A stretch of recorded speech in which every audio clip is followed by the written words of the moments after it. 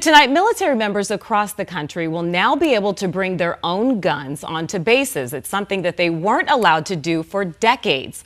12 News journalist Chase Golightly is joining us now in studio with how this will all work. Chase? Creepy, those service members will still have to get permission from their commanders for this to happen. A retired lieutenant colonel with the Air Force anticipates there will be some who do get denied.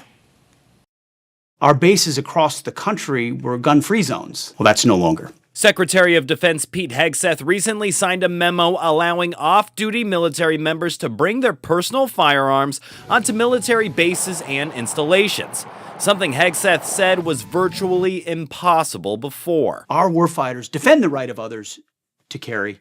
They should be able to carry themselves. Retired Lieutenant Colonel Atlas Altman says the only people allowed to have firearms on base were military police and those in training. There's always been an ask.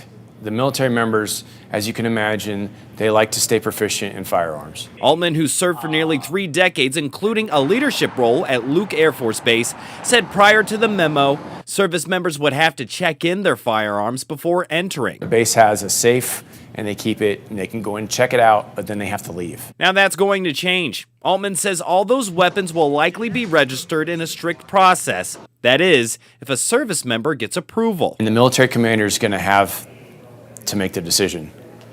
Do I trust this person or not? And if they don't trust this person, they're not bringing a weapon on base. In situations where a soldier is being investigated for a crime or is suicidal, Altman says they will get denied. That's something the commander's going to say absolutely not to. There's also concerns about shootings, like what happened recently at Fort Stewart in Georgia, where an Army sergeant who said they were suicidal was accused of shooting 4 other soldiers and a civilian worker. Concerns the Brady Gun Violence Prevention Organization shared in a statement. The director of state and federal policy said in part, "We will undoubtedly experience an increase in gun suicide and other gun violence." Hegseth says this will help prevent those shootings from happening. In these instances, minutes are a lifetime.